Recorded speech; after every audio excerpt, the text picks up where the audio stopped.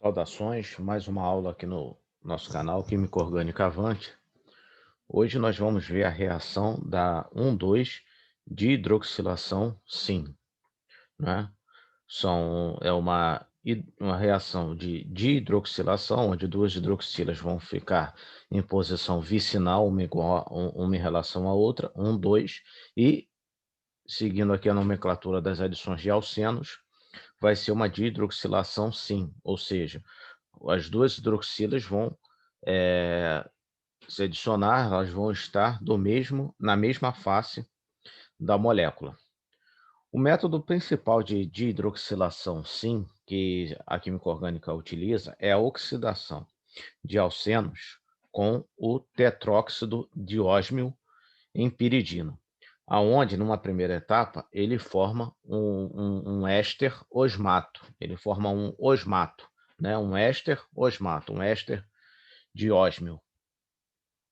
Esse éster osmato, depois ele pode ser hidrolisado, que é a mais comum de se fazer, ou ele pode reagir com um bisulfito de sódio, mas normalmente se utiliza água.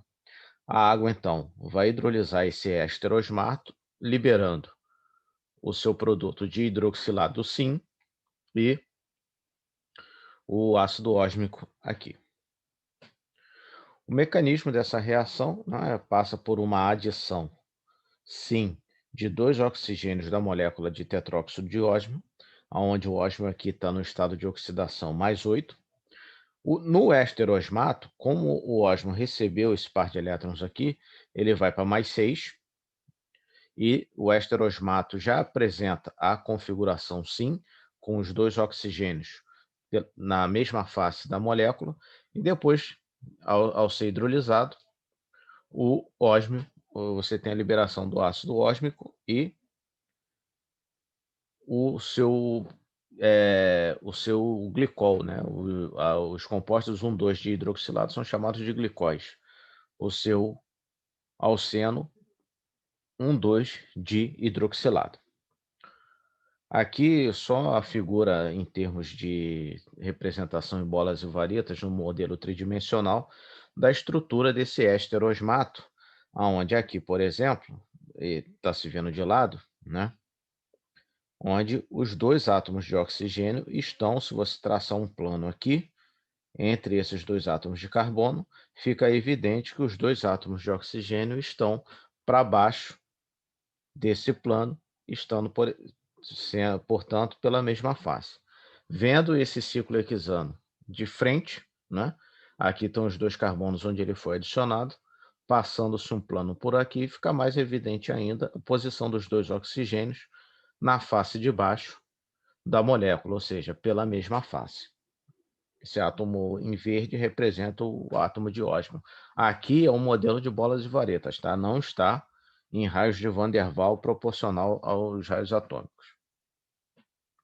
Bom, acontece que essa reação aqui que eu mostrei, né, que foi o primeiro método a ser desenvolvido, ela tinha um problema que ela usava o tetróxido de ósmio em quantidades estequiométricas e às vezes até num ligeiro excesso. Isso, com o tempo, não passou a ser, não passou a ser desaconselhado e improdutivo, e às vezes até inviável, por conta de dois problemas. Um, o problema do custo, que, por exemplo, em preços de maio de 2021, quando eu preparei essa aula, você comprava 250 gramas, 250 miligramas, 250 miligramas de tetróxido de ósmio por R$ 826, ou seja, um reagente caríssimo. E o outro problema é a questão da toxidez, que o tetróxido de ósmio é tóxico por inalação, contato e ingestão. A ingestão é um pouco mais difícil de acontecer, porque as pessoas que trabalham em laboratório já espera-se que aprendam que não se deve comer nada em laboratório. Mas, enfim, 15 miligramas de tetróxido de ósmio por quilo da pessoa já é suficiente para causar a morte de alguém. E agora, muito mais perigoso é que ele também é tóxico por inalação, ou seja, se você estiver numa atmosfera que contenha 0,42 miligramas de vapor de tetróxido de ósmio por litro de ar, e você ficar exposto num ambiente com essa concentração por 4 horas, você também provavelmente vai, talvez não morra, mas com certeza vai se sentir mal e precisar de um atendimento médico. Então, por essas duas razões, o uso de tetróxido de ósmio estequiométrico ou em excesso é completamente desaconselhável. Então, quais são as opções? As opções são que ao longo do tempo foram desenvolvidos métodos que utilizam no meio um cooxidante, né, para permitir o uso do tetróxido de ósmio catalítico. Se a gente voltar aqui nessa etapa, olha só, o tetróxido de ósmio é mais 8. Depois que ele reage, ele é mais 6. Se você tiver no meio uma substância oxidante que oxide esse ósmio mais 6 de volta para a forma mais 8, aí você tem um ciclo catalítico, ele é consumido aqui e regenerado. E os métodos que utilizam, um dos métodos, existem vários, né? Mas um dos métodos que se utilizam com o emprego de tetróxido de ósmio catalítico é a chamada hidroxidação de Milas e a oxidação de Upjohn. No caso da hidroxilação de Milas, você utiliza o tetróxido de ósmio catalítico dissolvido em termotóxido de potássio na presença de peróxido de hidrogênio. Ele vai te dar o mesmo produto de quando se utiliza o tetróxido de ósmio estequiométrico, ou seja, a dihidroxilação sim, porém você vai utilizar de uma forma catalítica uma quantidade muito menor do que precisaria. Né? Como é que ocorre essa catálise? O tetróxido de ósmio, primeiro, ele reage com o peróxido de hidrogênio e forma esse ácido perósmico aqui, né? Esse ácido perósmico, ele tem esse oxigênio, de certa forma, eletrofílico, que vai receber o par de elétrons da dupla. Esse oxigênio do tetróxido de ósmio vai atacar o outro carbono da dupla, formando então a dihidroxilação sim, e com esse intermediário aqui, que depois esse intermediário espontaneamente recebe, ele se decompõe, não é? Esse par de elétrons faz uma ligação dupla faz uma ligação dupla oxigênio-ósmio, esse par de elétrons vem para esse oxigênio, gerando esse alcóxido aqui, que é uma base forte, que na presença desse ácido vai prontamente neutralizar esse ácido, e esse par de elétrons da ligação oxigênio-hidrogênio, vai fazer uma ligação dupla oxigênio-ósmio, regenerando o tetróxido de ósmio, que aí ele volta lá para a primeira etapa, para essa etapa aqui, para fazer o ataque. Então, a oxidação de Milas emprega como catalisador o peróxido de hidrogênio. Desculpa, emprega como cooxidante o peróxido de hidrogênio. Então, o peróxido de hidrogênio vai estequiométrico e em ligeiro excesso, e permitindo que você utilize o tetróxido de ósmio de forma catalítica. Já a hidroxilação de Upjohn segue o mesmo princípio. O que muda é o cooxidante estequiométrico que é utilizado no meio, que no caso ele tem essa sigla MNO, que é o N-metil, morfolina, N-óxido, quer dizer, o N-óxido da N-metilmorfolina, que não está representado, mas a de hidroxilação é sim, do mesmo jeito.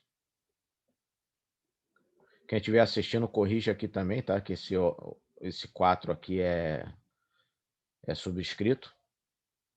Bom, como é que ocorre esse ciclo catalítico? A primeira etapa é igual à etapa com oxidação com tetróxido de ósmio estequiométrico.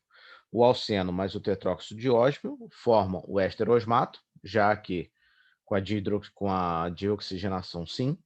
Esse éster osmato é hidrolisado com água. Até aqui é a mesma etapa quando se emprega o tetróxido de ósmio estequiométrico. A diferença é que, nesse caso, ela gera aqui esse trióxido de ósmio o que reage aqui com o MNO, que esse oxigênio vai ser transferido para o trióxido de ósmio, formando o tetróxido de ósmio, que vai novamente iniciar um novo ciclo catalítico. Existe também, caso alguém tenha curiosidade, a chamada de hidroxilação de Sharpless. Sharpless foi um químico muito famoso que desenvolveu um método também semelhante a esse, só que com a diferença, por isso que eu não falei aqui, é que as reações de Sharpless, elas foram projetadas para serem enantioseletivas, estereosseletivas. Como o objetivo do canal aqui não aborda a síntese assimétrica, né, é só o conteúdo mais simples, síntese assimétrica é uma outra área que merece toda uma atenção especial, então eu não falei da dihidroxilação de Sharpless.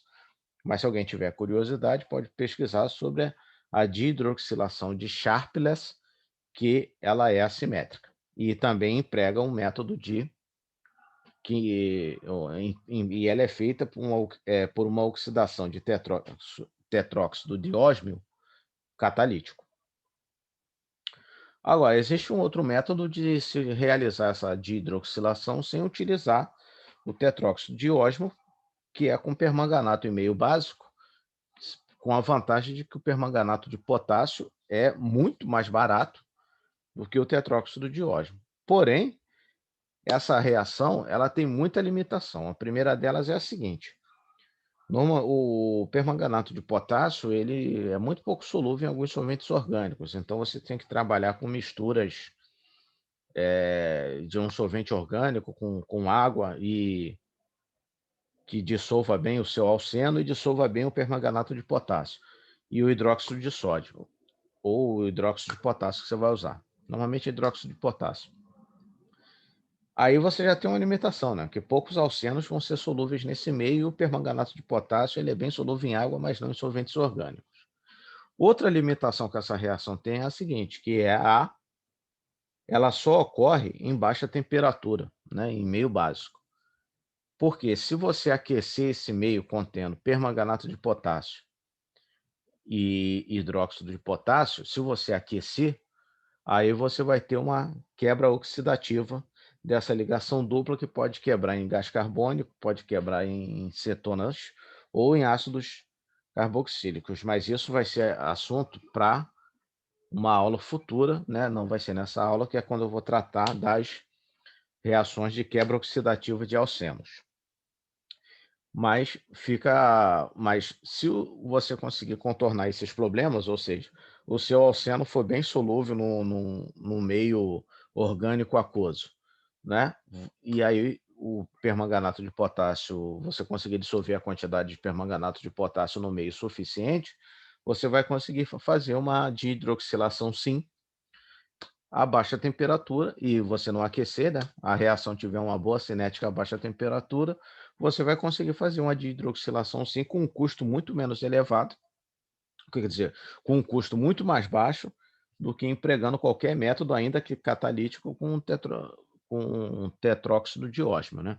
Porém, essa reação é muito limitada devido à solubilidade do alceno e a solubilidade do permanganato de potássio, né?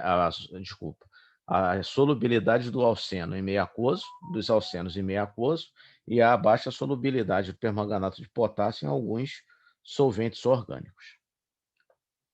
Bom, era isso.